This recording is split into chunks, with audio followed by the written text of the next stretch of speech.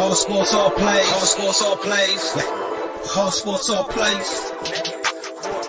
All sports, all plays. 365, we making a plays. You talking the game, get you through the days. We're high in the court, the dime in the lane. Variety topics, living the same. All presentation, sports information. Hitting the airways, taking the nation. All sport, all plays, they work in your faces. Grace at the field, so tie the laces.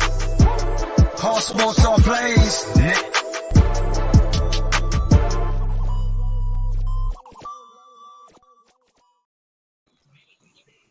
What up, everybody? It's your girl LZZ Fashizi, and welcome to another show.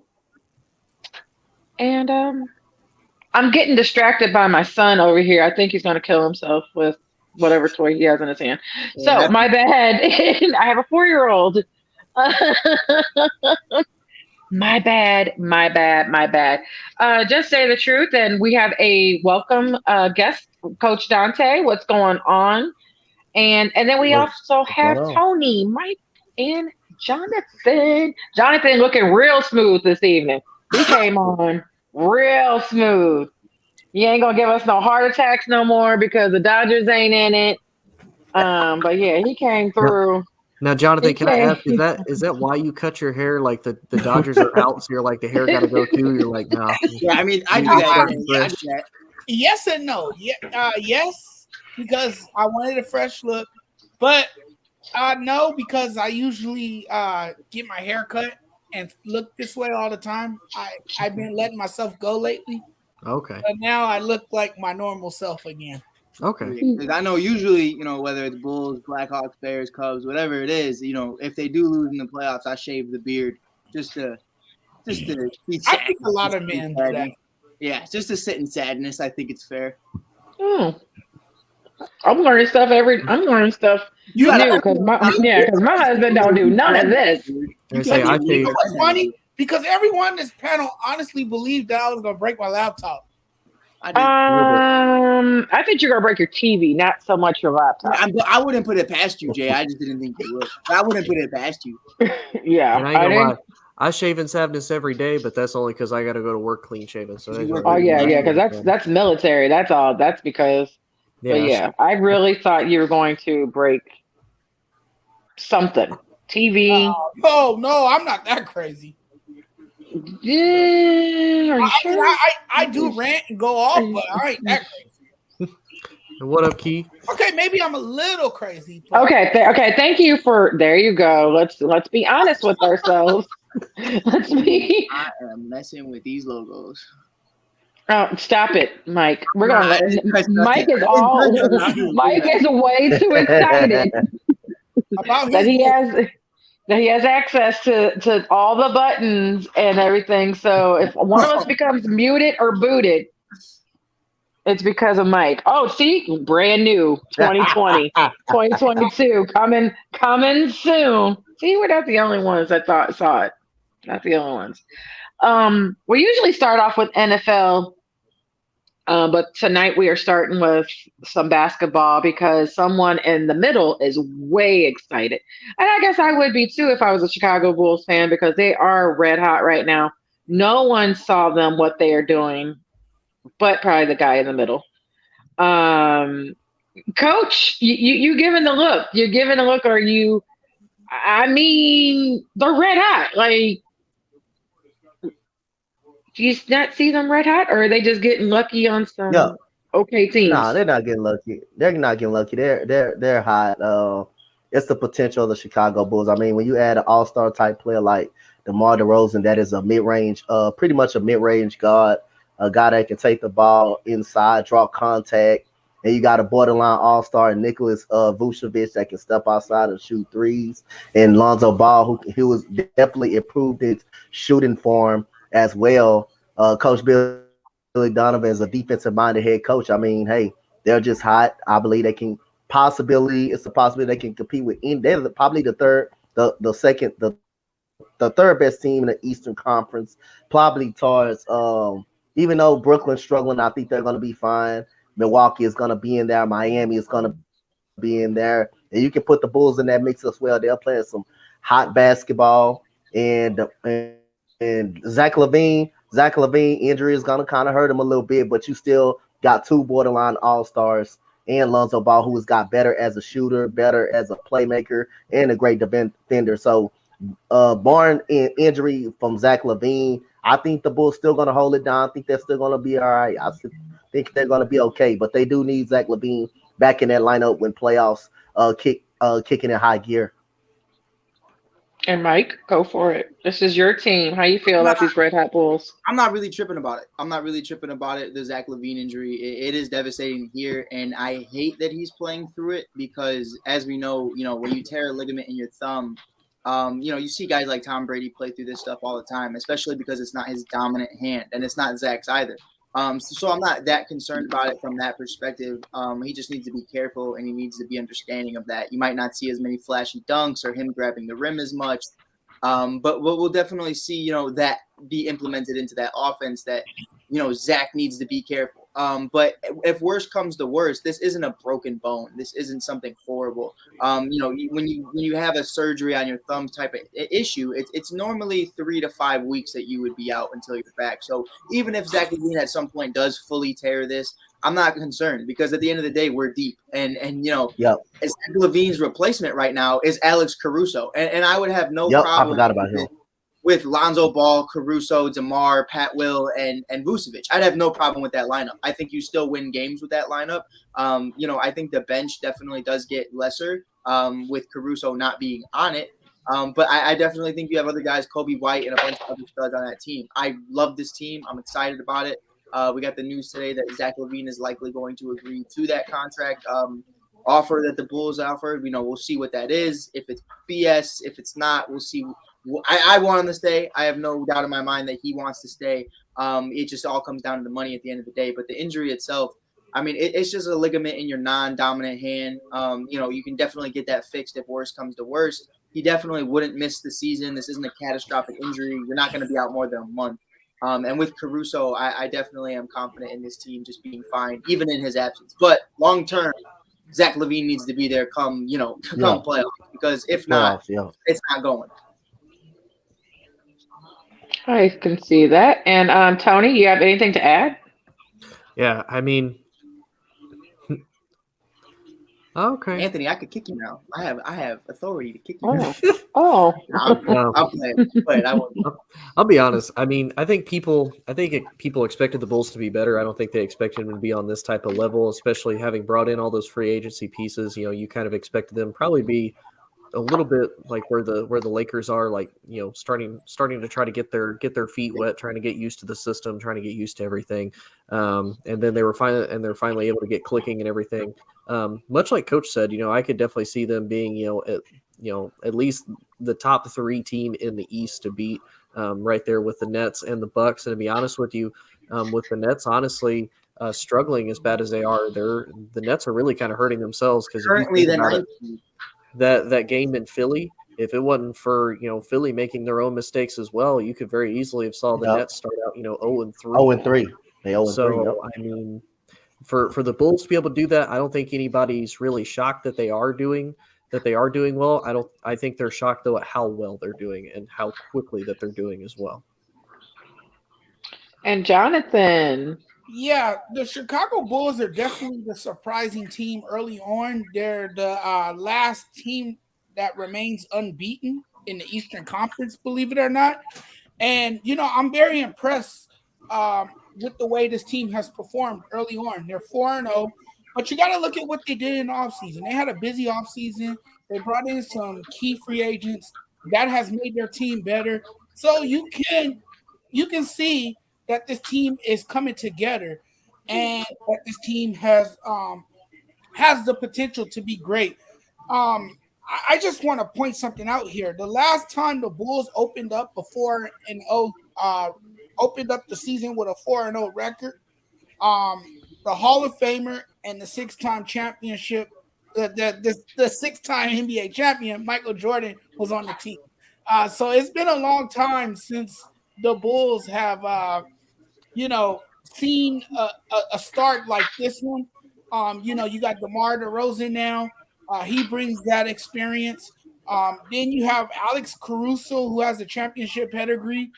I think that was a great signing for them because he could be that spark for you off the bench. But like the rest of the panel on here said, you're gonna need Adam Levine. You're gonna need him because everything runs through him. That offense runs through him when he's healthy. So they're gonna have to get him back before the playoffs, and they're gonna have to ride, with him in the lineup. But I think this Bulls team overall looks really, really good. They have been impressive early on, and they're gonna do some big things in the Eastern Conference. The thing is, I would like to see how they match up against teams like the Sixers, like the Bucks, teams that Brooklyn. teams that are above 500 and teams that are really, really good. That's what I'm waiting to see. If they could, match their level of intensity and play really well against guys like that. Right. And just to correct, the false narrative going around, I see it all the time on Facebook today. Zach LaVine's not out. Like, Zach LaVine's playing through this injury, and whether people believe it or not, we're not actually missing him at all. So I understand he's a little banged up, but I mean, everybody is. We saw Tom Brady play with a torn ligament in his knee last year. So, I understand what everybody's saying, we need Zach come playoffs, but Zach's not even gone yet. So I'm not really concerned to that point. We have to see how he continues to play. Oh, yes. Let's before you go further, Jonathan, his name is Zach LaVine, not Adam Levine. Adam Levine looks really good without a shirt on and tattoos. So, right? Because I was like, hold on, he didn't say Like, I did. Yes, you did. Yes. I realized it after I said it. Yeah, you caught yourself, but I heard it. I was like, okay. Because you had me tripping for a second. I was like, I know I'm not the biggest basketball fan, but I was like, I know. I was like, let's put it this way. LDZ would watch a lot of Bulls games. I would watch way more. I would probably become, especially if he's shirtless. If he's shirtless, I am definitely there. Me and Adam, yes. Oh my! I love Adam. Don't judge me. This is a no judgment moment. I had to listen to Mike's comments earlier. I could have mine. And Mike, just to let you know, the person next to me, Malguli, he does all Chicago sports as well. So you're not the only Chicago's fan on this panel. Okay, and so the question was, before you gentlemen came on, Tony, y'all gotta work better on that. I'm not doing it. It's not me. I would think it would be Mike. I was told not to touch it. The question was about the Red Hot Bulls, and are you worried about Adam, aka Zach LaVine's injury? And wow. And of course, everybody on the panel has said that they're really not worried. And of course, this team is not the team they expected. They expected them to be good, but not what they're doing. Of course, Mike, of course you. So what I am going to ask the gentleman that just came on, I'm going to ask the extension of that. We see that the Nets are struggling. We see the Nets are struggling and the Lakers are struggling. I understand it's early, but do you think Chicago is clicking, and not really so much the Nets? We have a lot of things going on in Brooklyn. But do you think Chicago is clicking better because they're younger than what's going on in LA, or it's just something else? So whoever wants to go first. Believe you want to take the floor on this because I know the Chicago Bulls is your team as well. So just give your personal opinion about your team, and then I'm gonna just give you my personal opinion about the Bulls. So you can go ahead, Ghoulie. For them being 4-0, I'm actually this is gonna be shock. I'm not impressed with the 4-0 start right now. And yes, this is my team, but there's only been a few games. I'm gonna name them off. The first game against the Pistons, there was a lot of ref ball scenarios going on. Kelly Olynyk with moving screens, but then the basketball guys decided, wait a minute, this is Detroit the Bulls are playing because God hates Detroit for some reason. And the Bulls came back and won that game. Okay, you're 1-0. Second, you took on the Pelicans. Zion needs to lose some weight. You beat a team. You beat a team that's still in development mode, that still got a lot of draft capital going through. All right, fine. Saturday, I did the game against the Bulls and the Pistons. The Bulls were up by at least by 31. Yeah. it kind of got lackadaisical in the fourth quarter. And I was like, okay, maybe look, they're just having fun. And plus, kudos to Lonzo for that trolling play that put a smile on my face. DeMar DeRozan is getting double teamed. He's on his knees. Like Detroit is clearly calling for a travel. He passes it to Lonzo. Lonzo is looking around like, okay, so nobody's going to guard me. Okay, let me bounce the ball and then shoot it and make a three. That was probably the best trolling play I've ever seen. And then Monday happened, and this is where my concerns lie. You were up by 20 against the Raptors. 20. Now, I'm not saying that the Raptors are a bad team. No, I'm not saying that. But why are the Raptors back in this game in the fourth quarter? Right. And it was only because Billy Donovan, and this is what I was one of my biggest fears with him, is just one game, but you cannot have your inmates running the asylum. In other words, you cannot think and have Zach LaVine to ball you out every single time. That was one of the biggest key reasons why we got creamed a lot and why we didn't make the playoffs, because of chemistry and Zach LaVine trying to be the savior. You have Lonzo. You have the mid-range king known as DeMar DeRozan. So, and DeMar DeRozan did what he had to do. He bailed us out against the Pistons when the Pistons were trying to rile back, and he saved us again when we took on the Raptors. Right. He bailed us out. Quick question, because I'm seeing that last comment. It said Lonzo and the Bulls. Is it really Lonzo and the Bulls that are playing comfortably, or is it another player that is, coming forward? The biggest name right now that's really, to me, Lonzo's playing great. He's contributing the ball way better than Kobe White would do, because Kobe White is clearly a shooting guard playing point guard. Yeah. And when he comes back, my biggest fear is he's going to be lost in the mix. And another thing I want the Bulls to focus on, they kind of need another big man. I thought they would get a center in the draft, but instead they decided to go guard again. I was like, okay, I guess you guys want some shooters. I'll give you that. But another player that's really stepped up to me, and this one is a bit of a, shouldn't be of a shock, Mr. Caruso, Alex Caruso. Caruso is everywhere. He is a defensive machine. He is stealing balls. He is blocking shots. He's not giving up on plays. And so is Lonzo as well. So defense is been fantastic. The only thing I just want the Bulls to focus on, even though Zach LaVine has a tear, he ain't going anywhere. Patrick Williams, I want him to do a better job when he has the ball and he has like a split second of openness. Shoot that ball. Shoot that ball. I'm going to ask real quick my Chicago boys, so it doesn't matter which one answers first. What team Chicago plays do you think will get you want to see? Like, that's going to give your team the test. Like, which game is coming up? And you're like, and this is going to be the game that's going to really show us who we are.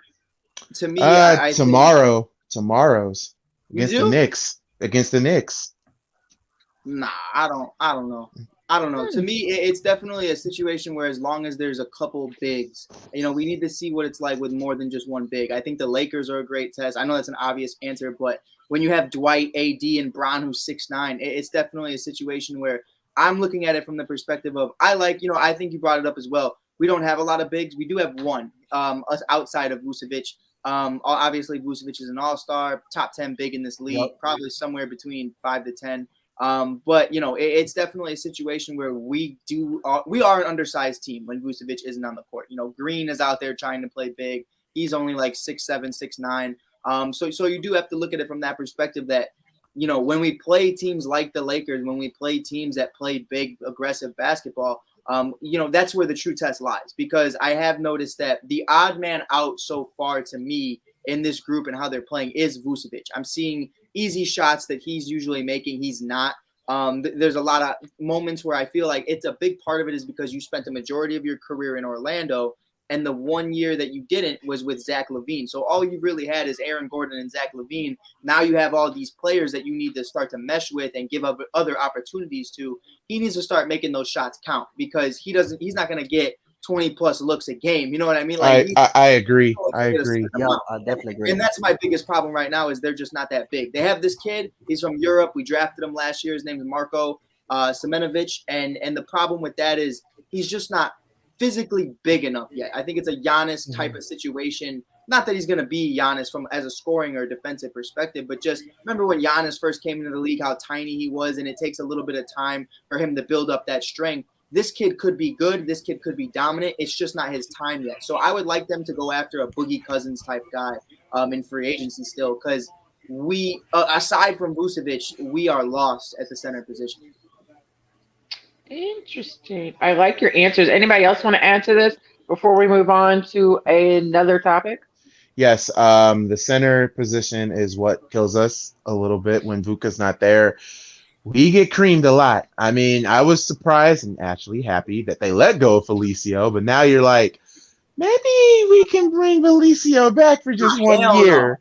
But even though it's just a thought, it doesn't mean I actually want that to happen. Nah. But I mean, for Vuka, I mean, we do need another big man. I mean, there's some in free agency that haven't been picked up. I was looking at Chicago Bulls Central on Instagram. He says, I can't think of his name. Montez Harrell was one of them. Yeah, Montez Harrell. Did he play for Miami? He's in Washington. He's in Washington.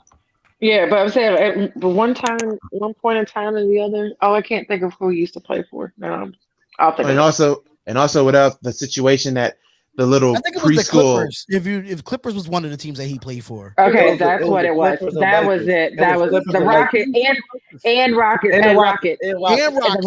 That's what it was. I was like, I knew it was a Southern team. Okay, go back. My bad. And then like the preschool fight between oh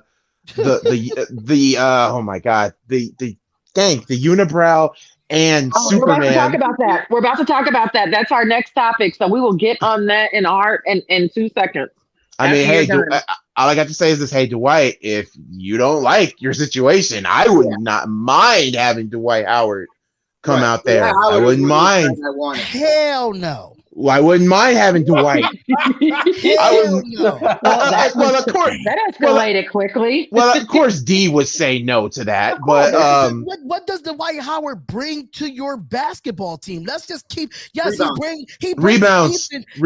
I mean, if you, he doesn't bring any points. But Spotlight, that's my thing. But you got to remember. You have Caruso, you have Kobe White, you have all these other guys. If you don't need him to bring points, I just don't think his personality. The guy can get 5 fouls in 3 minutes. Come on. That's not, but I don't think that's not. But good. if you're, I get that. But if your team is like what they stated, if your team is not, you don't need him for scoring. Right. You need him for rebounding. Yes. And they need a big man. So defense. I can see what they see. I can see what they're saying. With Dwight Howard any day. No, not at all. Me personally, he's more of a hustler than Dwight Howard. Dwight Howard's playing comfortably because he's with the Lakers. Let's be real. Montez Harrell is a hustler. He's a baller. And both of them. I think both of them. He's going to get you. He's going to get you points and rebounds and blocks. Yeah, but Dwight Howard can't do all three no more. He just can't. But let's go. We can go on to this next topic. All right, guys. I just wanted to come up here and just talk about the Bulls because D told me. So I'll probably be back on live later on. You can stay up here, bro. D, I'm still live on my channel right now. Go ahead, then, bro. Go ahead. Love you guys. You guys have a great show. You too. Thank you. So our next topic is the AD and Dwight Unibrow versus I got 15,000 kids. Fight that happened the other day. I've never been a Dwight Howard fan, but I get why people do like him. and I do get why people don't like him. Right. And especially, so he's like one of those players. It's you like him or you don't. There's really no in between. There's none. He's like, he reminds me a lot of LeBron based off of the hate and love. Yes. Like you either love LeBron or you love Jordan and hate LeBron.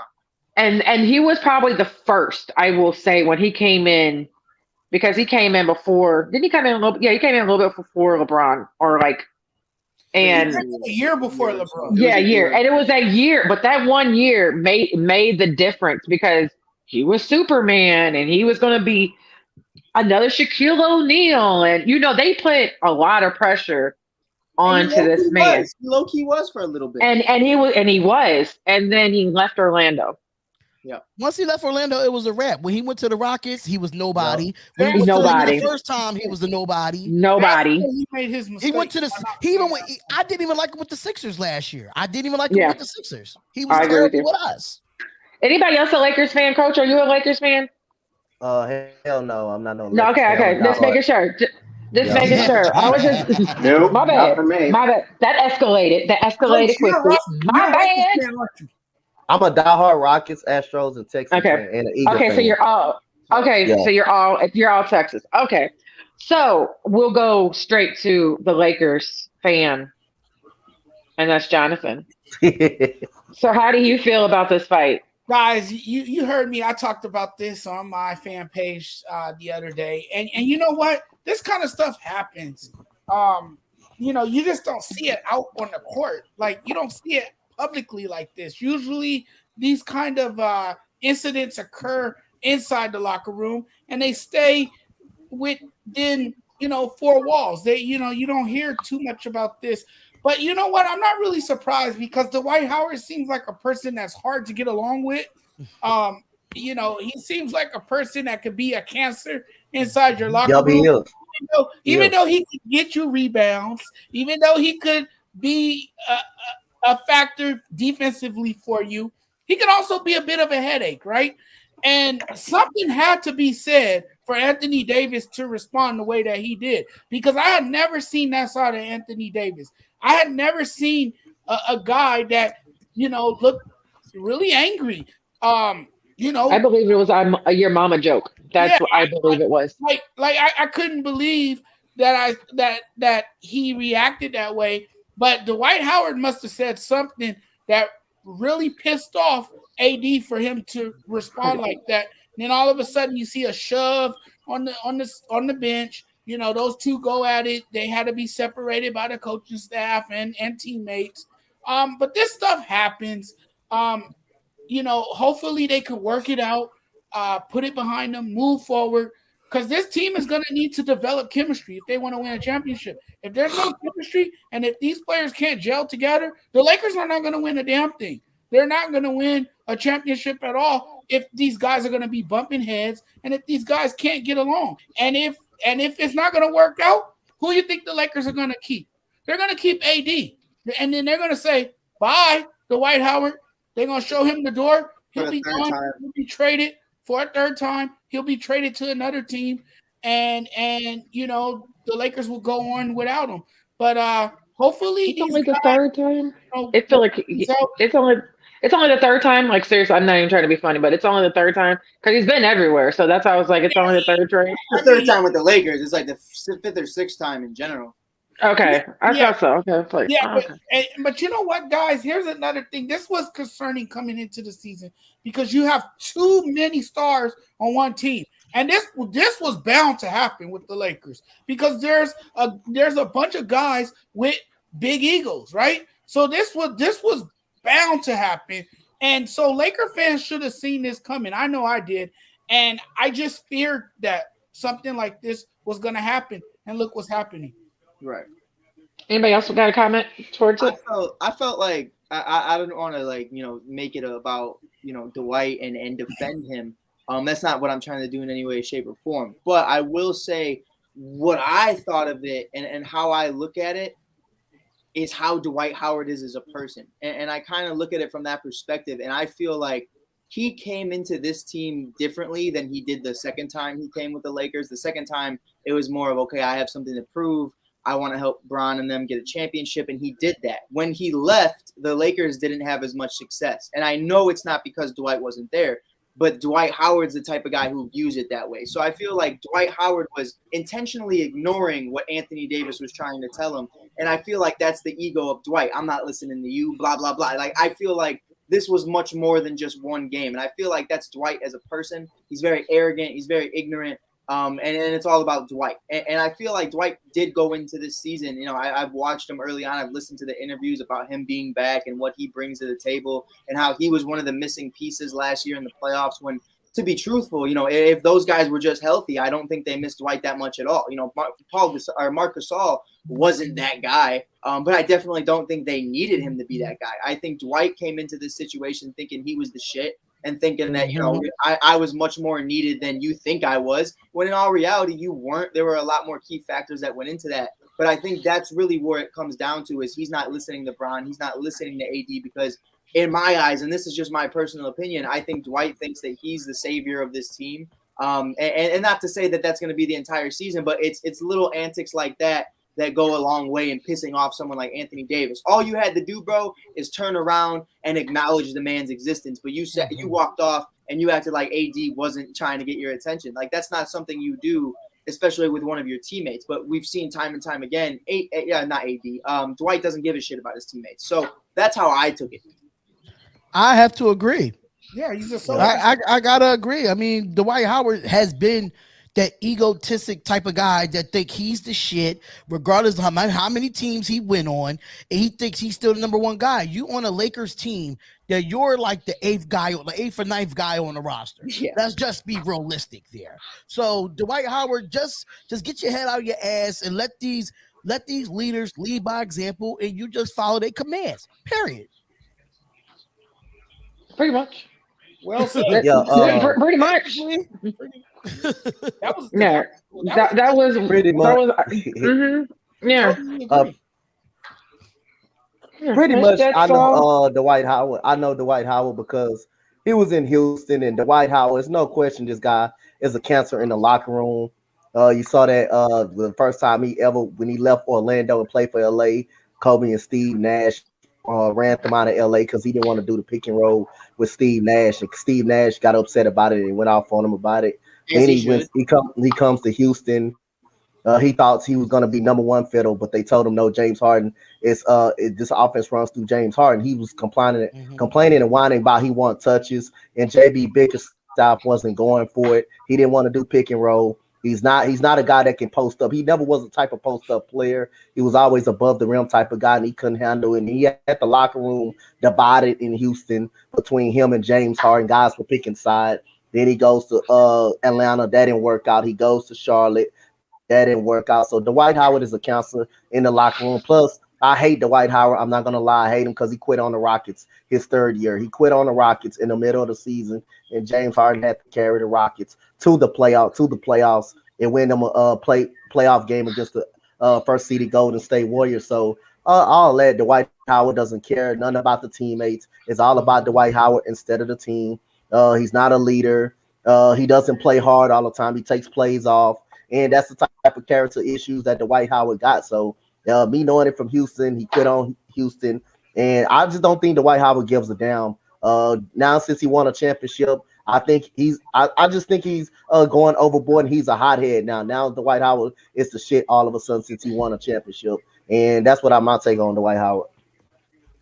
But this is the same guy that quit on Orlando. This is the same guy that quit on the Lakers the first time, and then he quit on Houston. He quit on. This has been his. He quit on Philly too. But how does he keep getting jobs?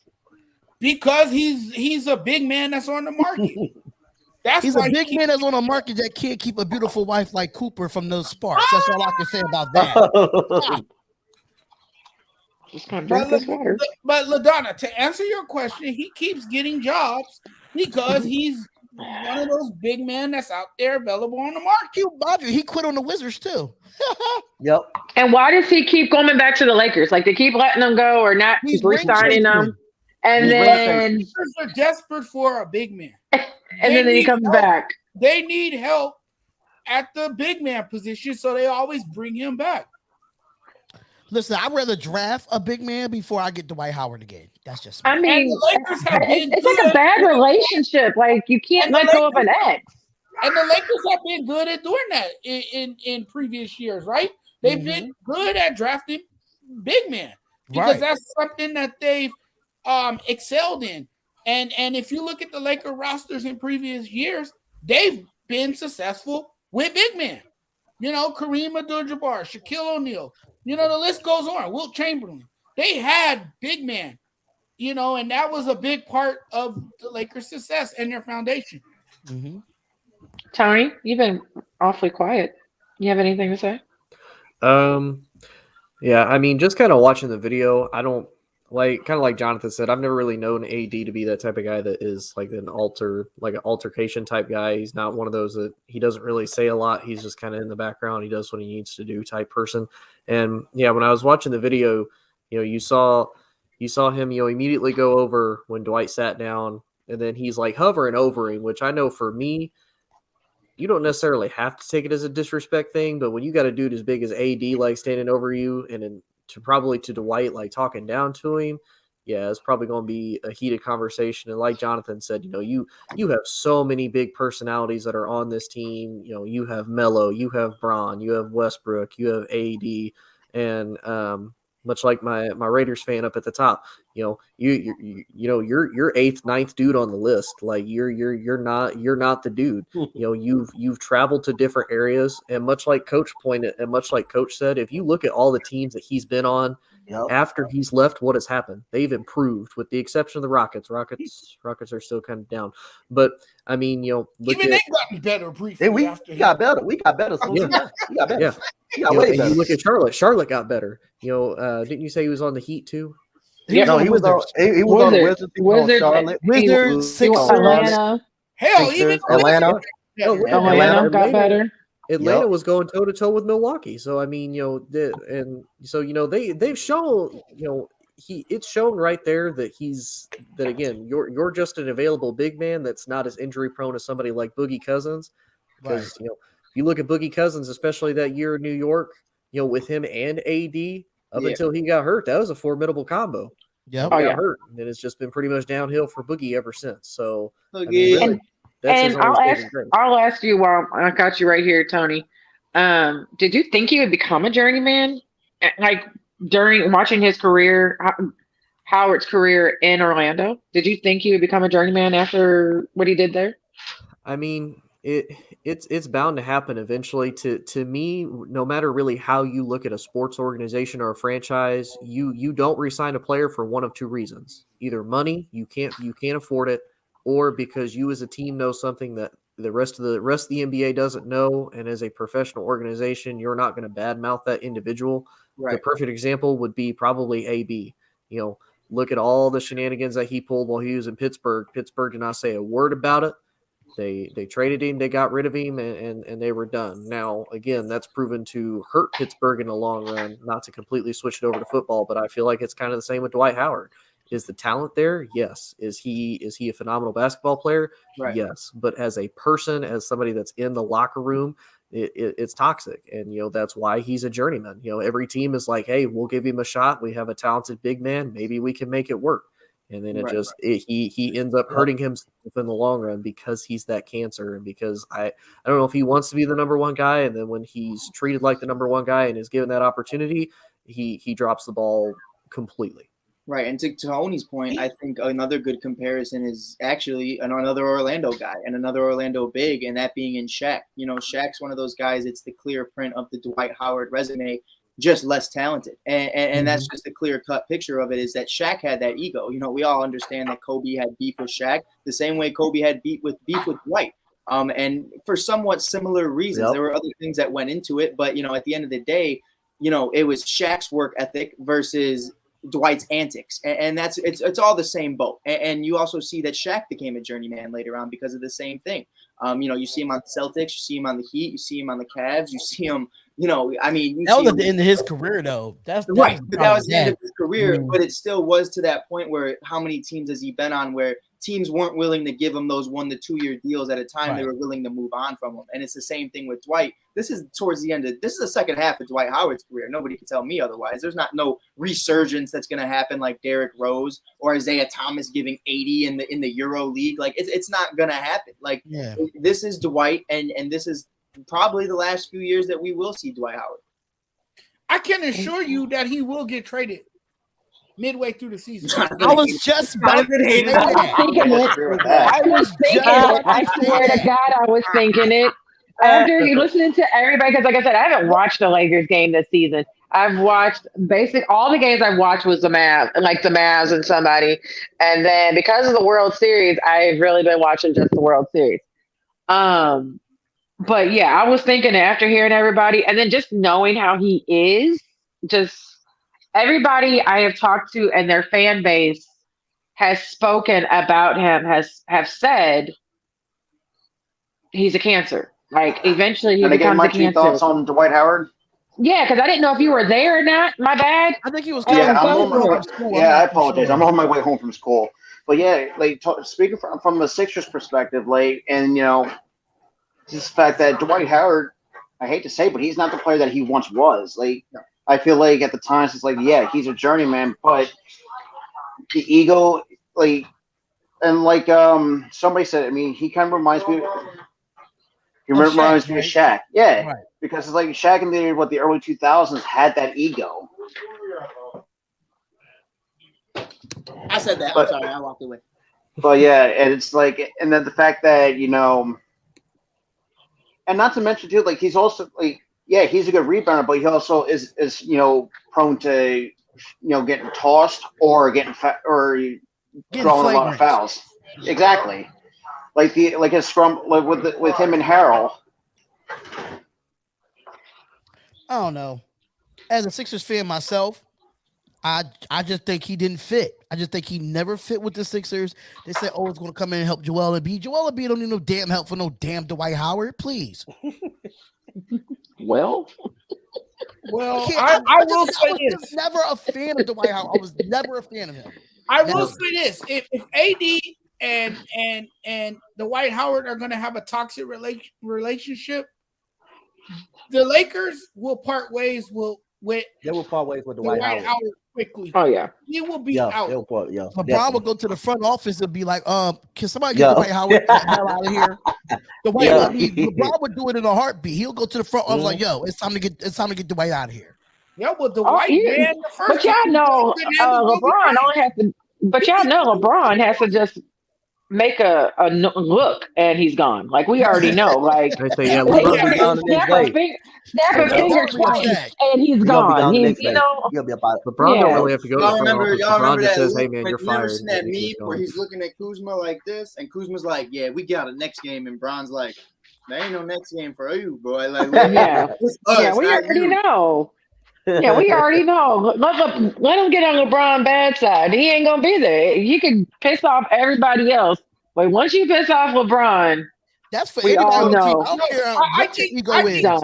I think too. Once you get on AD's bad side now, because you got to remember, LeBron's not gonna always be a Laker. This is gonna be AD's team moving forward. Right.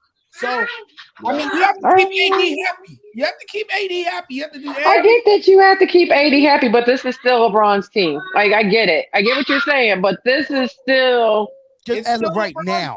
As of right now, this is still LeBron. And I don't know if I would bank all my buck on AD and his injuries. That's just me.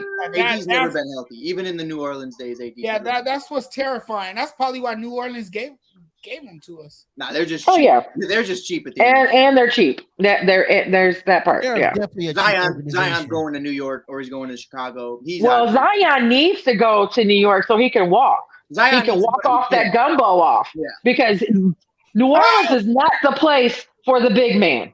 Like New Orleans, you eat too well.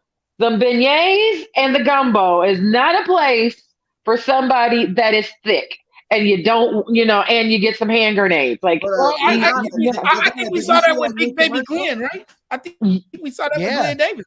Okay. Yeah, Glenn Davis got real thick. We saw that. We saw that in Boston too, where he, eating a lot of pizza and hot dogs and shit out there too. But when Glenn Davis was in high school and in college, when Glenn Davis was in college, we saw it, and he finally slimmed down. Like his first year of college, and first year of NBA, and you're like, it's New Orleans. It's New Orleans food. Did you see the new commercial going out there and all the NBA games lately? It's Zion and Levine. They're together. They're sponsoring Mountain Dew, and it starts off with Levine drinking one, and I go, oh, all right, that's fine, that's cool. And then on the couch is big ass Zion, and I go, that boy don't need no Mountain Dew. That boy don't need no more Mountain Dew. Don't need no damn soda. He don't need not one soda. He does not need a Big Mac. He does not. He needs all the water. But I will say though, I'll tell you, need to stop eating that Popeyes in New Orleans too. I will say though, I seen that commercial. And there's a buffet. There's one last buffet is in Louisiana, because me and my boy joke around about going to it. We're going to take a road trip and go to it. It's locked. It's on lockdown right now because of COVID. But yes, there is still one Popeyes chicken buffet in Louisiana, and I'm pretty sure he goes to it. I'm pretty sure. Your food, man, it will fill you up. One left. One left. That's why Chicago's ghetto, because we got one on every corner. But it's not. No, but it's not a buffet. It's not a buffet. We got Popeyes. I saw the nicest one in Fort Worth. I was like, oh, all the rich white people must go to this Popeyes. To be honest with you, you want to know why it's closed down? Because he keeps buying it out so he can just eat. That's what it is. That's what it is. City put tomatoes on hot dogs. No, we don't do that. No, you don't. Yeah, they don't do that in Chicago. Hey, I saw a Chicago style hot dog. It had tomatoes on it. No, no, like that. Well, that got to be somewhere in the suburbs. I'm gonna blame that on California. They're getting it wrong. Because they said all wrong. No, one thing we do right. Yeah, California. Yeah, exactly. I will. Hey, that ain't my fault. Y'all can't blame me. That's like saying you putting yellow cheese on a Philly cheesesteak. You can't do that, man. Yeah, no. Mm-mm. Like, I'm excited because there's a Portfolios, which is like the hot dog restaurant of Chicago. It is coming. It is coming to the Dallas area real soon, and I'm like, I'm ready. And I don't even like hot dogs like that, but I'm willing to go get one from them just because I know it's going to be great. My mother-in-law's in Chicago right now, and I'm like excited because I'm like, can you bring me back some Garrett's? Can you bring me back some Garrett's popcorn? Like, that's all I want in life is Garrett's, like a big 10. You gotta get some Lou Malnati's pizza back. That deep dish, you gotta give it a shot. You gotta give it a shot. I know, but it's not gonna make it. It's not gonna make it because by the time it gets in, like, she could freeze it and she'll do all the problem. But by the time it gets to my in-laws, my sister-in-law is gonna eat it. One of them are gonna eat it. One of them, or we gotta taste it to see what it was. See, it ain't gonna make it. This is not gonna make it home, so I might as well get the Garrett's popcorn, and she can hide it. That's all I want. Like, I don't ask for much from Chicago, but let's move on. We're going to NFL. We are going to the NFL. I wanted to think of something hypothetical, and I keep seeing what about the MVP, and the MVP, of course, like, it be Mahomes, or it can be, Tom Brady again. It could be Dak. It could be 15,000 people, of course. But my question is, if you can name one person that was not a QB and they could get the MVP, who would your player be? I know one guy.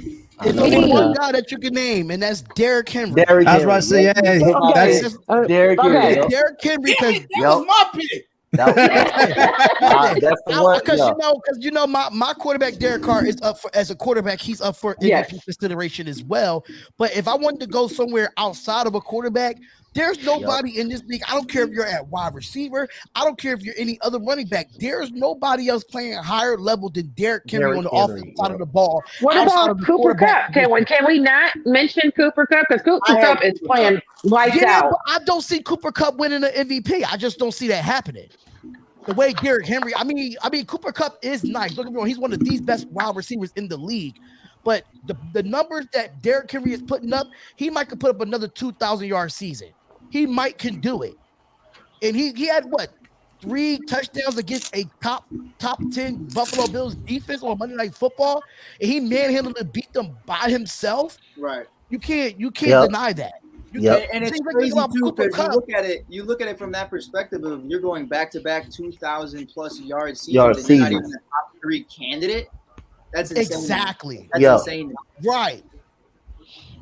Yeah. You said Mike. You said you had Cooper Kupp. I had Cooper Kupp just because I knew everybody and their mama was gonna say Derek Carr, or not Derek Carr, Derek Henry. I would love to see a wide receiver get it, but it's just not favorite for a wide receiver to win it. Especially with Cooper Kupp and his wide receivers by committee. Right. There's a lot of reasons why he's open. Just like with the Raiders with Hunter Renfrow. Hunter Renfrow is open because we have other weapons around it. So, he is very slept on. Still to this day, Hunter Renfrow is very slept on. But that's a whole nother conversation. But yeah. I was going to go with Derrick Henry as well, because it's like the MVP race is so quarterback driven. So it's like, why not give it to probably not at the top premier best running backs in all of the National Football League? The guy who's probably a human cheat coded, basically, and the fact that he's putting up basically putting up back-to-back 2,000-yard seasons. So why not give? Because I feel like Derrick Henry is still kind of getting slept on because because you got Patrick Mahomes, you got Tom Brady, hell, you got even fucking Aaron Rodgers. Derrick, I mean, like it's so ridiculous. It's like you gotta show King Harry some love. I mean, I would love Derrick Henry, man. He's Derrick Henry.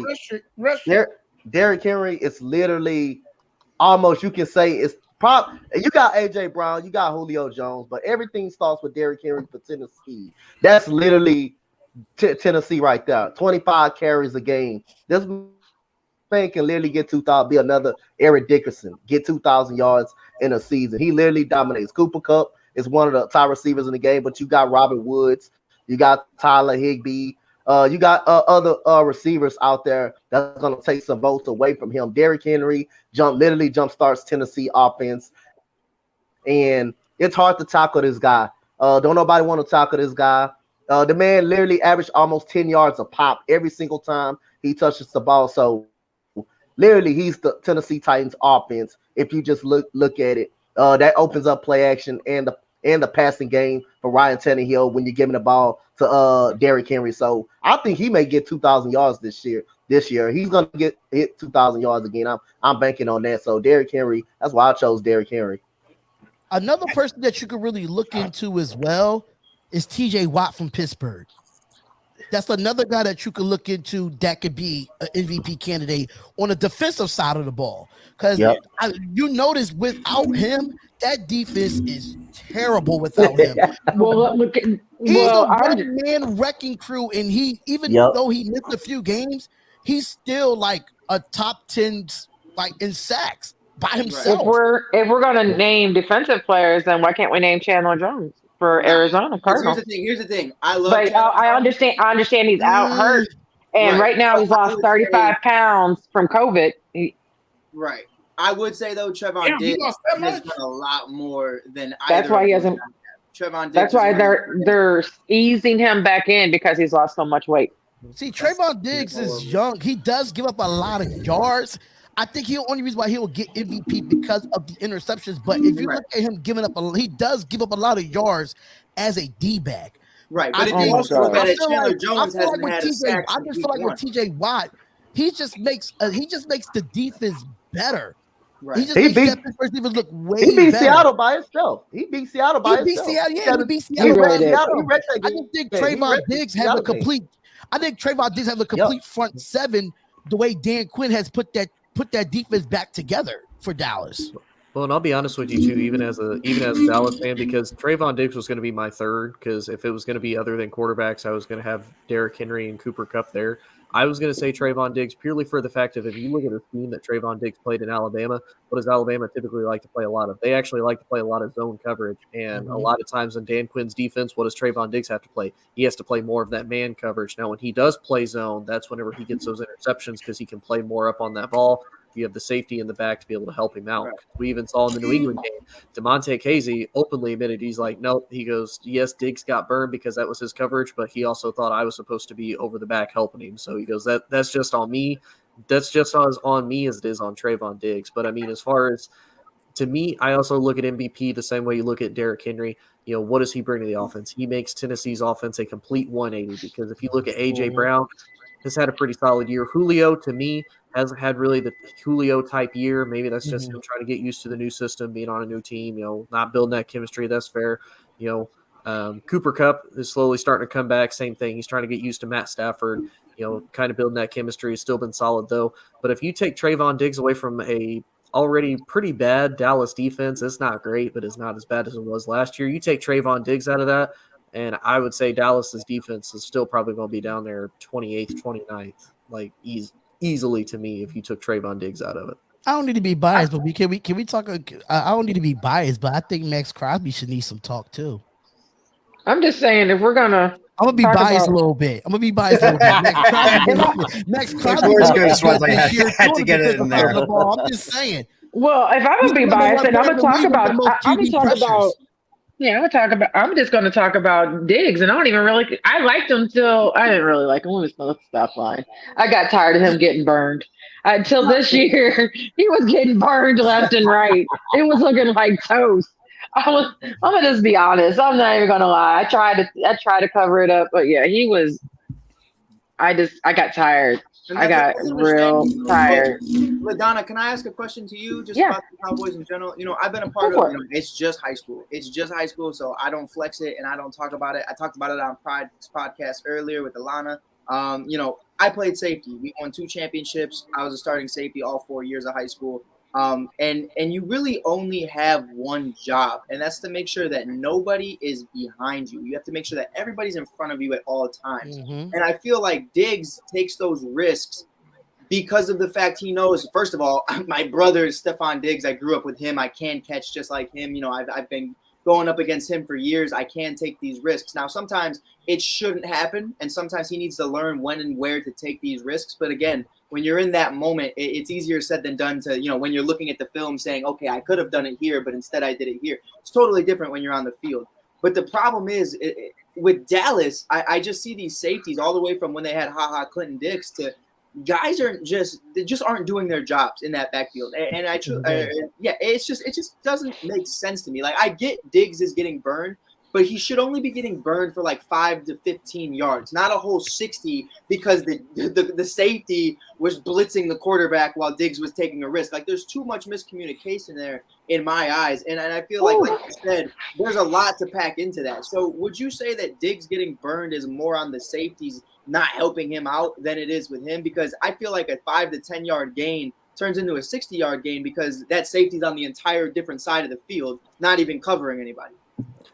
Ooh, baby Jesus, I had to take those glasses off because first question is that's the way you that's exactly what it is. First question is if my man got beat, I was coming for your neck because you just disrespected my dog. And that's what you're supposed to do. And he's just on the sideline like, oh shit, what we doing? Who we chasing? Like, that's not. First question is, what's a safety in Dallas? Because we don't know what safeties are. We could go back to Clinton Dix. Who beat him out? Like, I got questions. When he didn't make the team, and I know you hear me clapping because I was that mad. I can tell you. Who the hell beats Clinton Dix? Well, he was still now. We got him in good hands. He's with the Shield. And I understand he's at the end of his career, but we needed a veteran presence. Right. Yeah. We needed that. I don't care. But you got to remember, we were not under Dan Quinn.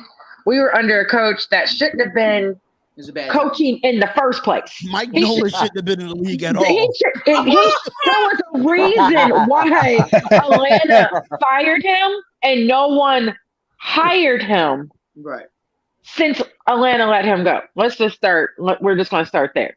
He was only there because he was friends with Mike McCarthy. That's the only reason. We know. Oh, we know. And I don't like getting him either. But a safety. Okay, we have Hooker. And does anybody ever hear Hooker's name? Like, does anybody? Like, you're coming into the season. That's why he was on the free agent market. He was on the free agent market for so long because he was hurt. Yeah. Who is Hooker? Like, I know who he is, but he was a safety for the Indianapolis. I know, and he was their first, and he was first round draft. You know, he was supposed to be this big guy. Yeah. And then Ohio State D-backs ain't really that successful in the NFL. It's only a few that you could really name that's that great. Yeah, and just what's the safety? Like I'm going back because Dallas. Out of all the defensive coaches, I still don't know what a safety is. Like I'm just that was it. That was it. And then he let him go because we couldn't afford him. And now he ain't doing all that great in Miami. He's just man, sign me up. Sign me up, coach. We had two safeties. We've had two safeties in the last 30 years in Dallas. One was Roy Williams, and the other one was Woodson. That was it. That has been the last safety. Y'all went through a lot of safeties. I can say Roy Williams is known for the horse collar. So yeah. What's the safety? If I'm not mistaken. No, they had Claiborne. Morris Claiborne. Oh, and you know what happened to Morris Claiborne? He died here, and then he died. He was dead here. Like, I'm not even gonna BS you. Yeah. And then he went on, and he actually started doing good before he got hurt. To be a top defensive back in your guys' secondary and never panned out. Yeah. That's one of the things that I do like about Trayvon, even though he does get burned. He can get burned all he wants. The fact that he just has 7 interceptions by himself as a Dallas fan, having never seen them ever get a flipping interception like hardly. Exactly. It's bad when Dallas's best person to intercept passes was their middle linebacker Sean Lee for 10 flipping years. Your secondary is that terrible. You spent first round draft picks on Byron Jones. Byron Jones is a lockdown corner. Dude is terrible when it comes to intercepting passes. He had 2 interceptions his entire time. Two. You had Morris Claiborne. They traded up to get Claiborne. They traded him. They picked him up at number 6. It's terrible out of LSU. Then he goes to the Chiefs and decides that he wants to be semi-flipping decent. So, I mean, they've invested into it before. I don't know if they've necessarily picked always the right guys for it, but even in free agency too, they never go after decent corners. The fact that they even got Trayvon Diggs, I was extremely surprised. I was upset that Denver actually took Patrick Surtain because I thought that I was pissed. We needed Patrick more than we needed Micah. I'm not upset that we got Micah by no stretch of the imagination, but I would have rather had a second solid defensive back to at least make up for the fact that we don't have safeties. We have DeMonte Casey, hit and miss, Jerron Kerr, and DUIs. Malik Hooker has not lived up to that first round potential with Indy. Now, much like Spotlight said, he was injured, but I mean, still, you haven't even lived up to that potential when you are healthy. So I mean, the fact that Trayvon is getting burned is part of it his fault because he's taking risks, yes. But again, it's one of those footballs, a high risk, high reward. If he happens to get an intercepted pass, hey, by all means, man, go do it. But if you get burned for a touchdown, is no different than what Dallas's defense normally gives up. And I think Dallas, I think they encourage him to do those high risk because he's been doing it his whole career here, and they haven't stopped his ass. Nope. Real talk. So I have to feel, and I understand this is his third. No, his second. This is his third defensive coordinator. Second. Yeah. Second? Yeah, Mike Nolan was a rookie. Oh, yeah. Yeah, that was right. Yeah, Mike Nolan. Yeah. It's just the way she looked when she said Mike Nolan. Because he had no, one of us could have been hired. And we could have did. And we could have did. This is the defensive coaching staff right here on the panel. Yeah, we could have did it. We could have did it. We could have made it. Like we could have made it. We could have did what he did. Like if that was the case, we could have did it. Like the things that we were watching, and it just, I was like, oh, you and this Tampa. Mike Nolan is just as bad as Paul Gunther, though. Like Paul Gunther was terrible with the Raiders. Terrible. Was it? Hey, Spotlight, wasn't that the one they hired from a bed and breakfast? It was. Listen, I have no clue where Paul Gunther came from. I knew that he was the defensive coordinator for the Cincinnati Bengals. He got fired, and then Gruden hired him, and we was the worst for the last 4 years. It was some coach that got hired from a bed and breakfast. It might have been because they were friends. It might have been who. Let's look this up. We finna Google now. We see now. Honestly, Jonathan, it might have been Jason Garrett because all that man does is clap anytime. Oh my God! Yes. Jason, to be honest with you, not Jason Garrett. Yeah, it had to be. It had to be. It had to be because Jesus. The Cowboys remind me of the Lakers when it comes to coaching because.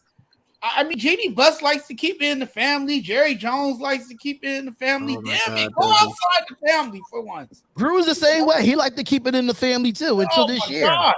Until this year, he went out and got Gus Bradley. That's not always a good thing. Yeah, like it took. Well, Jerry doesn't really like to keep it in the family. Jerry likes to keep it into someone that he can control and be his puppet. Right.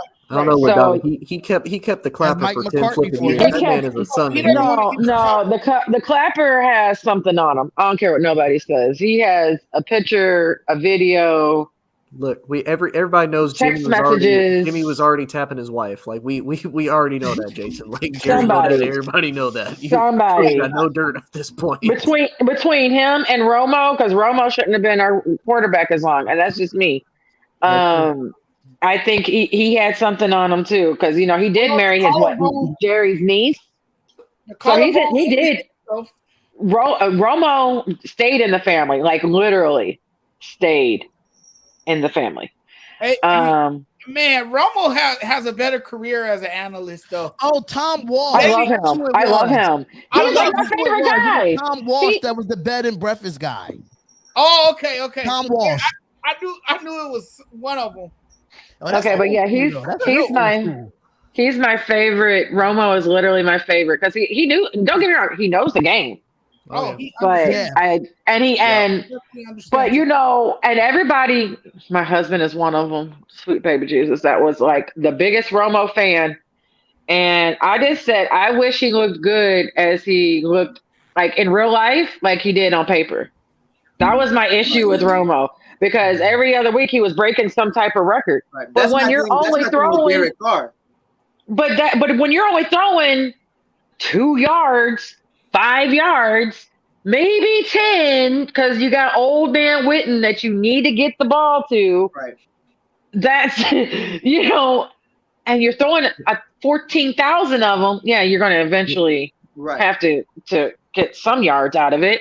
Now, what was that about Derek Carr? I feel like I look at Derek Carr, and if you look at Derek Carr from a statistical standpoint, that man looks like a top 5 quarterback in this league. But when you watch that game, when you watch any game with Derek Carr, and I'm a big Derek Carr supporter, I feel like, his stats don't translate to the game you're watching. I feel like he's a very floor general type of guy. He controls the game. He manages the game very well. He's just not flashy, and he's just not that top 5 quarterback that you would expect that you see on paper. Not that he's not good. It's just the fact that, he's not going to go out there and he's not going to run for 30 yards like Lamar. He's not going to go out there and whip an 80-yard bomb like Patrick Mahomes. But he does it statistically to a point where Derek Carr is a very effective quarterback. And I feel like Romo was the same way, to where he's not as flashy, but he definitely does get the job done. And he's definitely a quarterback that you would want on your team. I think right now, stats-wise, he's a top 5 quarterback. I think it's just in there. When you watch him play, I understand what you get. He's not the Lamar Jackson and the Patrick Mahomes of the world when it comes to the deep ball, but he can throw that deep ball. And you've seen it the last 2 games since Gruden's been gone. We gave him the keys to that offense because he was getting held back by Gruden. It feels like it. It definitely feels like it. But injury was a major setback too. But I also look at it from saying, yeah, the injury was a major setback as well. One of the fastest guys right now, and I'm watching all the teams that you guys are playing against, and I see Henry Ruggs just not really facilitated. And I know he's a rookie, but you're not really facilitating that offense quite yet. And I feel like that's where they need to excel because I've seen so many times, especially in that Chargers game. That Chargers game, Ruggs beat his man 5 times out of 6. Like, it was going down, and Derek was just missing him or just not communicating on that level. And you got to look at it from that Chargers game. That Carr got sacked almost 4.5 times. So hey, man, can I tell you something? Could not hold really up in that game. Carr was distressed the whole time. I hear you, bro. Can I tell you something? It was bad. My boy got sacked 9 times against Cleveland. I don't feel bad for your ass. Like, Your Logan goalie's not. I feel bad for I don't feel bad for your ass. I feel bad for Fields. But didn't he have like a good game like after that? Yeah, was it the amazing game after? He's having a better year this year than he had last year because last year was a COVID year. There was no training camp, no OTAs. There wasn't none of that. Yeah. Now he has his full first year of training camp, and you got to look at the weapons that Ruggs have. So you got to look at it. Waller is going to be one of our top receivers. Even though he's a tight end, but you got to look at the Renfros of the world. You got to look at the Foster Moreaus of the world now. You got to look at Brian Edwards. You got to look at Zay Jones. So now they're really keying in on Ruggs because they know Ruggs can do the deep ball. So now Carr is doing is he's facilitating the ball to whoever is open. If Ruggs ain't there, he's just not there. And we get a first down with Zay Jones like we did against the Eagles on 3rd and 15. We got a 43-yard catch on a 3rd and 15 against the Philadelphia Eagles. So it's just anybody can do that on the Philadelphia Eagles. Right. And I just feel like Carr just looking at it as who's open. And he's going to get it to the guy that's open. And when Ruggs is there and he gets that skinny post or he gets that 8 route, he's going to put it on a dime for Henry Ruggs. And we saw it a lot this year so far. Yeah, and that's what I've been hearing from my other Raiders fans. They felt like you shouldn't have got, like, all of my Raiders friends felt like you guys shouldn't have got Ruggs. And now Ruggs fan coming in either. I wanted, now they're seeing it. Now they're seeing the vision. So I get it. So I get what you're saying too. The other topic that I had for this evening was real quick. Who's going to be making some moves before the trade deadline? I'll go with Coach. I'll go with Coach because he's been kind of quiet. He's go for it. Is those Texans making any moves, Dante? Is those Texans? They already made one. Well, they already made one. They need to make more than one goddamn move. And that's they already traded Mark Ingram right back to New Orleans. Like I say, the Texans are rebuilding. I think it's another move coming. I think it's another move coming this week. I think Deshaun Watson in Miami. Deshaun Watson lifted this no trades clause, so he only wants to go to Miami. I think the Dolphins. I got a slight edge. I think the Dolphins maybe giving up on Tua a little bit. I think the time is near, but the Texans need to definitely make some moves. They're rebuilding at this point. I don't think Davis Mills is the guy. He's not playing. He's not ready to be out there on the NFL level. He's clearly overwhelmed. He falls down every time pressure gets in his face. He just automatically surrender.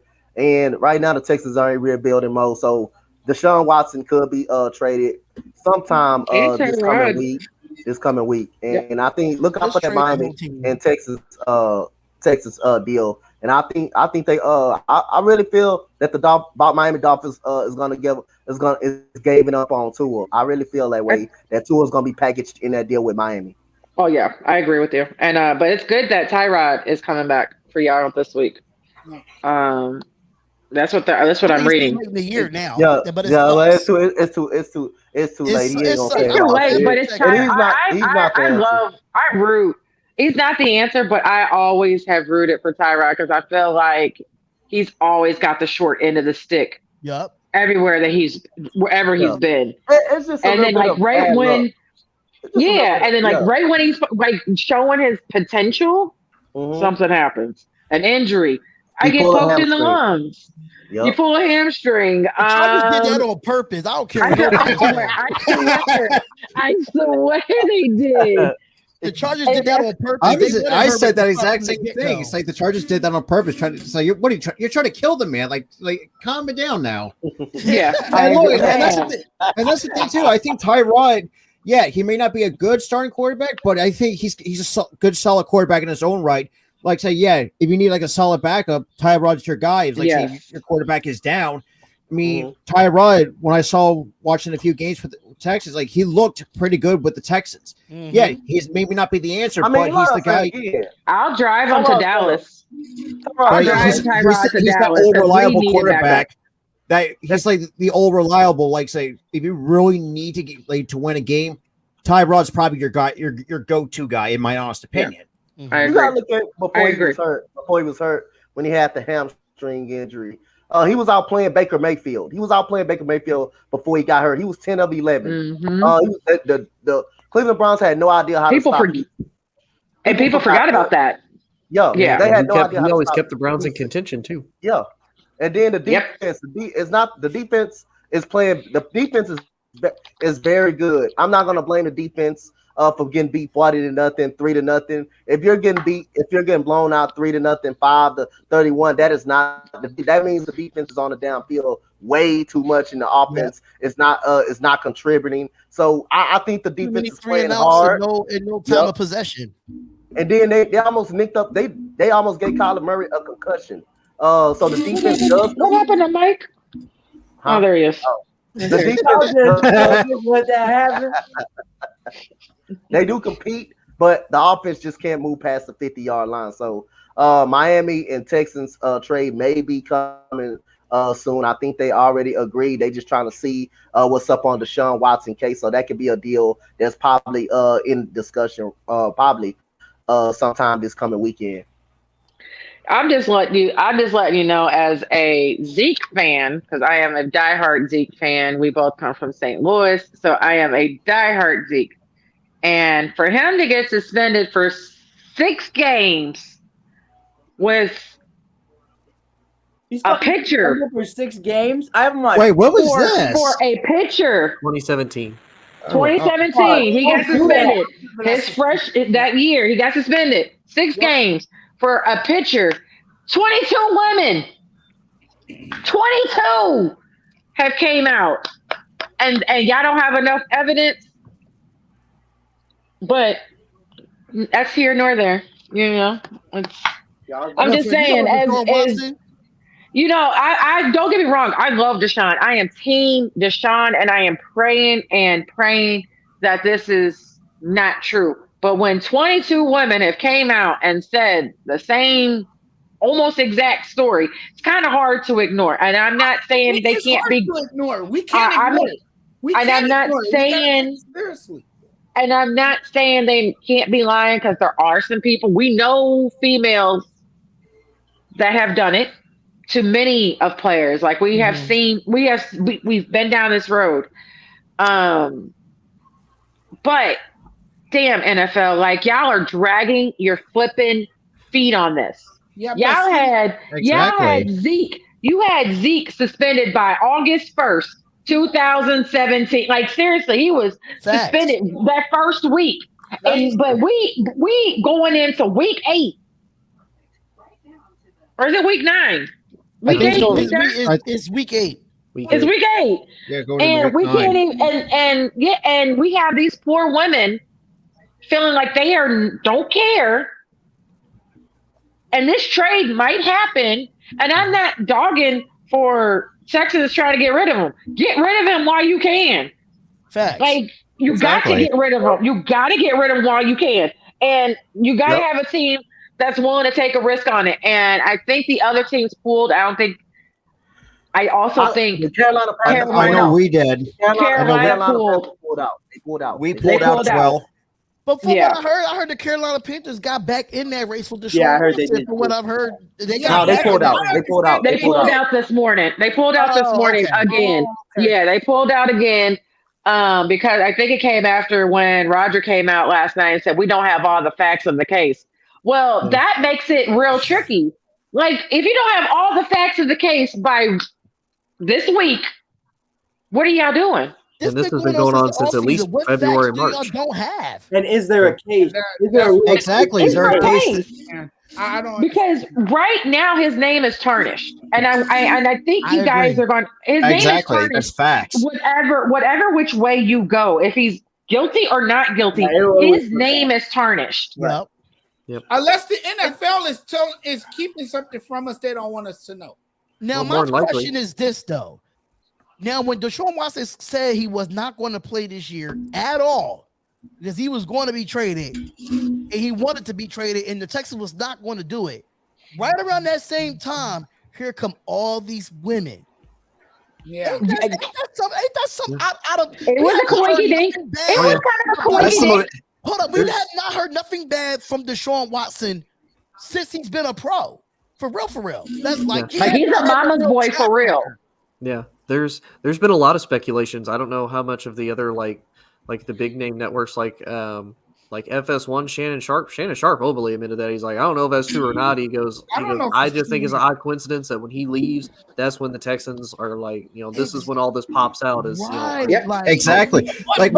What if he was set up? I mean we can't ignore these allegations. We gotta take them seriously. It might be. What if he was set up? Because all of a sudden, all these civil lawsuits are filed against you. All of a sudden, it's crazy. I mean, it might be because I'm gonna sound like a crazy Cowboys fan right now because I still say from the bottom of my heart, Roger Goodell hates the Dallas Cowboys, which that's fine. I mean, he does. Roger hates everybody. I think he hates the Raiders more. But that's true. He hates the Raiders, but that's the other thing too. If you look at everything that's going on right now, like you look at all the heat that Deshaun Watson had. Because of this, but look at where it's also trying to get focused to. Oh, Washington is being renamed. Now all the stuff with Washington has come out. Then the whole John Gruden thing happens. And it's, no, and we're they not still don't want to release those emails. Yeah. Because Mark Davis asked for them. Yep. Yes, and I get it. And I get, some people were like making fun of Mark Davis because of that. Bruh, I just had to fire my coach. Oh yeah, right.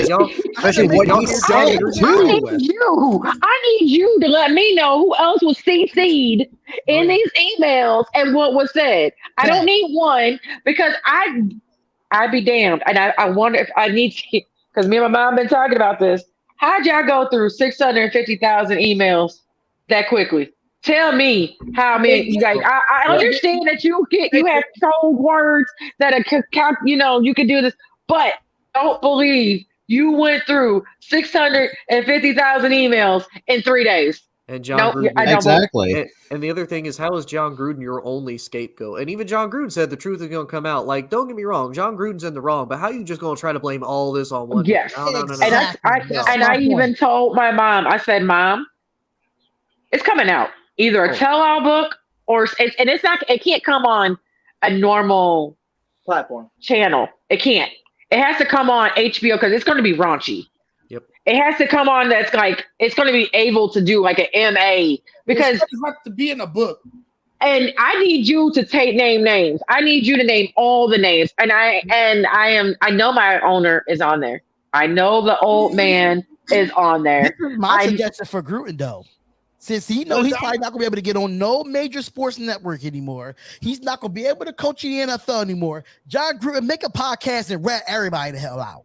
Yeah, it's gonna be. And you know he's going to because didn't he say? Wasn't the tweet saying HBO? Right. Yeah. But wait. All I know is I want to see Matt Nagy's emails too. It's gonna be another Jose Canseco, just in the NFL world. But Jose. Tell all, I swear, didn't have it had an impact, but it's not going to have the impact. What like this the man, exactly. What this Gruden's going to do?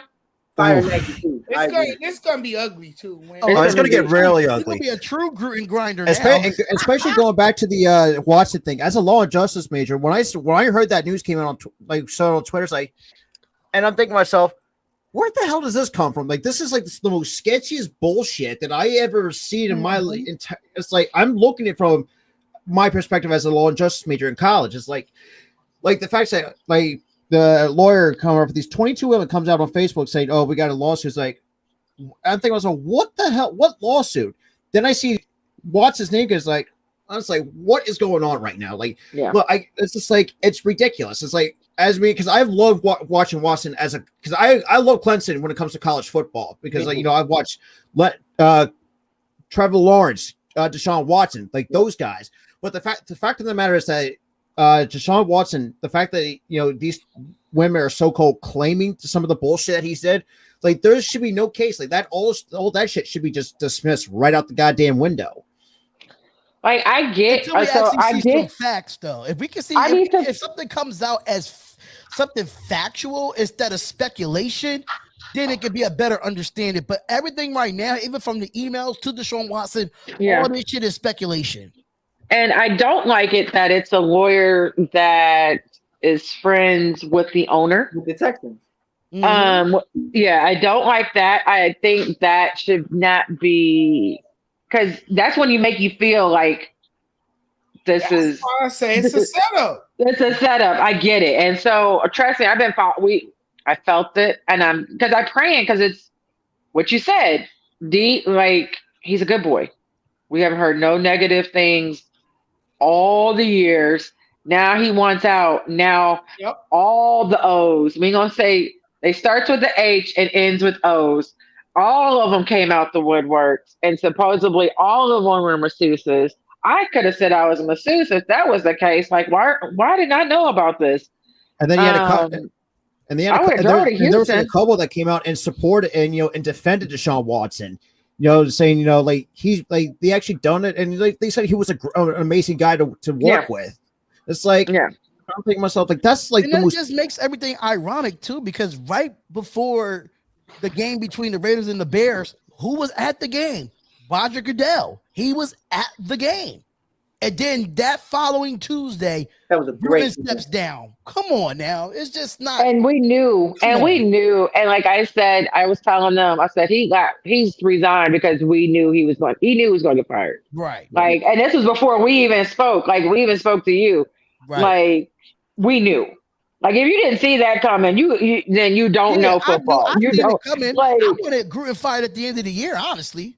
I know, and we talked to him because you said you didn't feel like he should be hired in the first place, right? And that's how most Raiders fans felt. And as an Eagles fan, I didn't like it either. When he went out, it was just foul the way he went out, in my opinion. Yeah. Just let him finish the rest of the year and fire him. I hear what you're saying. But it's also foul what you did. And you have someone on that team that is a part of the LGBT community, and you have a bunch of guys who kneeled for the anthem, and you also have females involved in that organization. And then if it was a racist comment, or if it was a homophobic comment, or even something towards women, that's one thing. My boy, you did it all. You did it all in a span of 2 emails, and that's why I completely understand that. But if you're going to go after Gruden, go after everybody else that was in that 50,000 emails. Right, but I think that emails back and forth to people. Come on, let me see. You had to get rid of him. You had to get rid of him because then your brand takes a hit. If you don't, your brand is already taking a hit because your brand is already taking a hit because you're not releasing those emails. It would have taken more of a hit if you would have kept John Gruden around. Right. Of course, and I agree with that. I was just saying that before all this happened, I wanted him fired at the end of the year. Yeah. Before any of this happened, that was my goal. Like he been here for 4 years, did not do nothing with us. Right. So even before these emails, I already wanted them gone by the end of the year. Right. Yeah, and I have other Raiders fans felt the same exactly. It was another way of getting them out. 6 more years left. It was another way of getting them out, and they got them out. Yep. Yeah, but I think, and then like we talked about, like he's still going to make a payday. Like he's going to make a payday. Whatever he does, whatever Gruden does with this tell-all, either like I said, a book, whatever platform, like whatever the podcast, and I don't even know if he'll do a podcast because obviously you don't get paid for doing too many podcasts. But for him, really, but like HBO, he don't really need the money. But my mom was like, well, me and my mom were arguing about this morning, like not an argument, but she's like, I don't think he'll do it. I said, Mom, Gruden, I will say, is one of those coaches. I don't really like him, but he is good to say, if I effed up, I effed up. Right. But you ain't gonna just throw me under the bus, and I think that's what he's gonna do. Get away with it. Yeah, you're not gonna let me just be the only person Exactly. That gets thrown under this bus. Because if you think about it, whether you liked Gruden or not as a coach, and especially his second time now coaching around with the Raiders, prior to all this, easily John Gruden, whether he failed or succeeded with the Raiders second time around, he's going to the Hall of Fame. Like he's in the Tampa Bay's Ring of Honor, and like not no more. Yeah, not no more. But 650,000 emails. Like LDZ said, you search through all of them, and they were like, who's going to be the scapegoat? John Gruden. And, for John Gruden, you lose your head coaching job. You lose your place in the Ring of Honor for Tampa Bay. You lose probably your vote for any type of Hall of Fame ever at any point. You lose any type of job of coming back to being a broadcaster. Yeah, you completely just kill John Gruden being able to do anything sports related. Yeah, he's definitely going to come out with a podcast, because for him it's not about money. It's no, all y'all coming down with me. If you gonna make me be the sinking ship, no, everybody coming on board. I'm telling you, John Gruden right now. $1 million mention though. I'm telling you, John Gruden right now. If you pick the name "Just Say the Truth" for your podcast, you definitely got to give some reimbursement to ASAP. We will play your show all the time. Like I will replay it just on the show. Like you ain't saying nothing else easy, because you hear John, he is talking and he is laying out all the names. That's all we need. I just want you to hear all the names. But your owner in LA ain't doing too much better. We could talk about him, because the owners are mad at Stan at this present moment, because he refuses to pay the money that was refused in a lawsuit. The St. Louis just won a whole bunch of money from a lawsuit because of Stan moving them to LA. Now he refuses to pay that money back from the lawsuit. And I bet you any money, your owner and my owner, Kraft, I'm thinking of all the old rich and ungrateful owners. Houston's owner, present, and the one that retired. We're all probably CC'd in these emails. Mm-hmm. But yeah, and a lot of the owners feel they were they feel like they were bamboozled by your owner. They feel like if they knew he was not going to, like, they knew all the things, like he wasn't going to pay them back, how much long the contract was to stay in St. Louis, they wouldn't have approved the move for them to go to LA. Yeah, so everybody's owners under fire. Everybody. I don't understand how Kraft got off, though. I still don't understand when Kraft allegations came out. I don't know how Kraft got off, but it is what it is, man. Roger, you're a whole white rich owner. Because Roger was probably in that old, next. They probably did a couples massage in the same room. That was probably why. You want to know why? You look at who are the three big owners in the NFL. Who are the three biggest names as far as the teams go that have the biggest influence in the NFL with Roger Goodell? Jerry Jones, Dan Snyder, Robert Kraft. He don't care for Dan Snyder because Dan Snyder got the whole Washington football team thing. He already caused a bunch of trouble before that even came about. Jerry Jones is a demented, crazy old man that has a crap ton of money, and Jerry has helped build the NFL from, the 80s and 90s, getting, Fox TV deals, everything like that. So he really don't like to mess with Jerry, but he don't care for Jerry. And then look at Robert. Robert's just the old friendly guy in the middle, like, oh, hey, I'm here. Oh, he's extra friendly. I got Tom freaking Brady. Robert's like, what, he had the one scandal. He had a scandal here a few years ago with massage parlors, actually, like a couple Asian girls or something like that. But for the most part, he's kept his nose a little bit more clean than the other two. But that's the only reason why Robert ain't been mentioned yet. And then Jupiter is really small. Like I go for Cardinals baseball spring training. So Jupiter is like this big, like the small town that I joke around. And Coach, you're in a small town, right? So that's how big Jupiter. I'm in Houston. Okay, so are you in Houston? Houston? Okay. So outside of Houston is Santa Fe. So let's imagine Santa Fe. That's probably how big Jupiter is. It's no bigger than Santa Fe. I'm outside of Dallas. So I think my 1,700 people live in my little small town. And that's how big Jupiter. Like you blink, you're in another city. Like a whole bunch of those cities are connected. And I'm surprised this hasn't came out sooner because that shop, everybody knew what was happening at that massage parlor. It wasn't, oh, you're not just going to get a massage. You knew there was happy endings at this massage parlor. They didn't open it because I was trying to go to it and they're like, it's not open because I was trying to see if it was open. I just wanted to take a picture in front of it. When I went a couple of years ago, I just wanted to take a picture. That's all I wanted. But I have nothing else. We got the breaking news with JJ Watt will go under. Yeah, he'll get season-ending shoulder surgery. Got hurt his shoulder in the second quarter Sunday and still managed to play the rest of the game with the injury. So he'll go under. So I just got it. It's kind of sucks for the Cardinals. I just got it. Yeah, because they already ruled him out for tomorrow.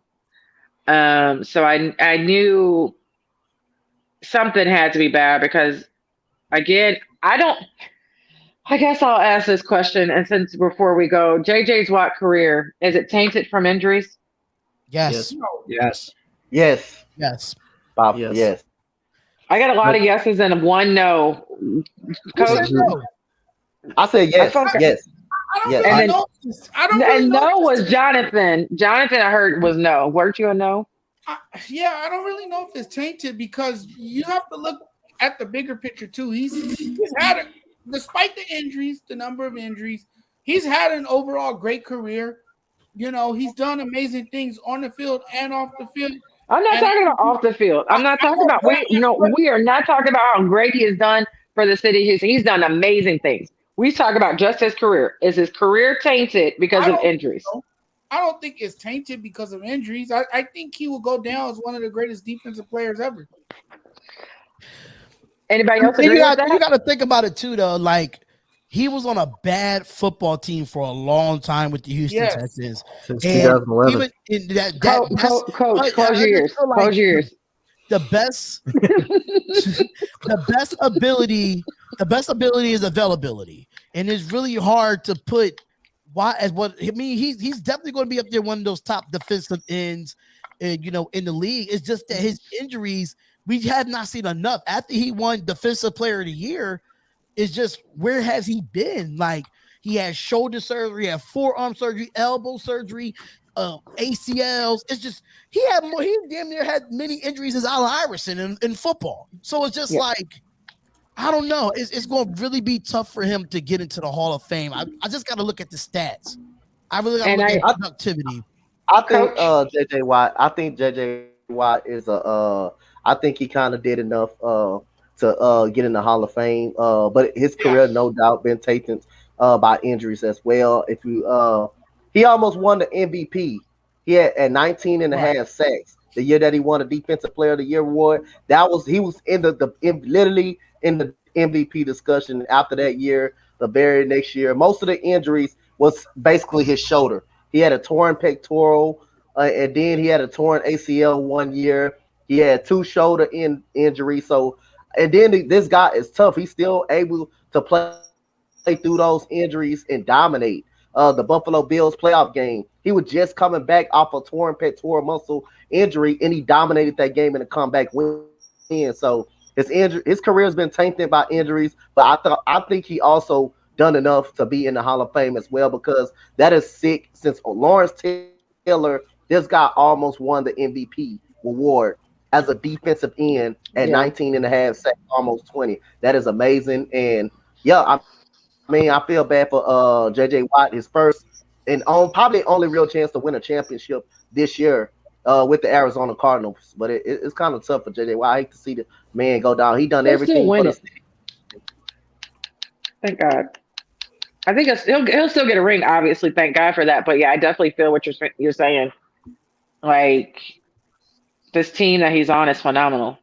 Like, they needed a JJ Watt. Like, that was like, I really feel like they're a missing piece And now JJ Watt, I think we had Chandler Jones on the opposite side of him. So yeah, and now both of them are out. I don't even know if Chandler is even playing Thursday. But the positive that you can take away from this is that JJ Watt can still be that veteran presence in the locker room. So that's a good thing. Yeah, but I feel like you guys, it's like, yeah, it's JJ Watt, but like there's that, what if? Or what if, the little asterisk, all the years he's been what if he stayed healthy? Yeah, what if? Yeah, exactly. Yeah, what more could he have done had he stayed healthy? I mean, don't get me wrong though. I mean, he's a no doubt Hall of Famer in his own right. Obviously, like Coach D said, playing for the bad Houston Texans teams. Obviously had a career high 19.5 sacks. Defensive Player of the Year, plus being in the conversation for MVP. Obviously dealing with a lot of these injuries, man. It feels like it just makes him decline slowly each and every year, but I don't feel like it doesn't affect him as much, but I know he can still produce despite whatever the injury he has. Like, look, he says, look, I'm coming off a torn pectoral injury. I'm still going to kick your ass. That kind of, that bully thing mentality that he has, I think is what he's going to make him one of the greatest defensive ends ever play the game of football. Yeah, I'd agree. Hey, real quick, off the topic, what happened in the Laker game tonight? Because I'm reading something. something. Hold on. Go before you go there. We're not going off topic because I want to laugh at that. Tony, go answer what you're gonna say real quick before we go to this. I want to go into Jonathan. I'm not used to seeing Jonathan like this. I was kind of surprised seeing him like this. Like, did you lose a bet, Jonathan? Did you really lose a bet?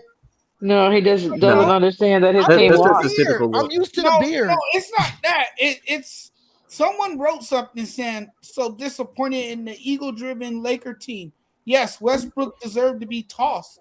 As James Worthy just said, they deserve to go home on the Greyhound bus with their attitude, as well as throwing away a game and taking it for granted. Y'all lost to the Thunder. Thunder came back 26 points. Back and won with a game-winning shot over Russ. Over Russell. Oh my God! Watching the play Here come the Westbrook trade rumors again. That was that shot. He made that from damn near half court. It was 26 points to take the lead over the Lakers at the third. They all deserve to go home on a Greyhound bus then. 26-point deficit. That's crazy. Yeah. Oh, this is Thunder. You can see that these guys are not gelling together. It's quite telling. It's SGA. SGA beat God. Yeah, it was SGA. It was SGA that. No, okay. This gets even better. I just feel like the Thunder have a bright future in the next 5 to 10 years. Oh, the way their draft capital is, they got 14 first-round picks. They got. And not gonna lie though, man, when Harden, Westbrook, and Durant with the Thunder, I think that was probably one of the better teams that Oklahoma City has ever had, and in recent memory. Absolutely. And the fact that SGA probably one of the better players now with the Thunder. Yeah. You got Josh Giddey, who, not gonna lie, man, is a scrappy player. Despite playing against the Sixers, obviously, I mean, I'm not gonna take the Thunder for granted. Like, say, yeah, they're a part of the real building, but the bigger picture is they have a lot of draft capital to build that future. Like, over the next 5 to 10. They kept Kimba with SGA. Exactly. That would have been a good backcourt. Oh wow. They said actually, and Russ got a standing ovation at OKC, which was surprising. I thought they were just gonna boo that poor man out the building, but that's all I got because I have to put my child to bed. His dad is not here, and I've let him stay up. He's enjoying it. He's over here playing his tablet. Y'all drop where we can find you guys and your shows at. You can find our show over at the Spotlight Sports Network, which is on YouTube, which we're live on there as well. You can find us on Instagram at SL Sports Network, and you can find us on Twitter at SL Sports Network. Well, thank you. We will be back Friday. You know what, guys? I wouldn't be surprised if the Lakers lost to Cleveland tomorrow night. Well, with that being said,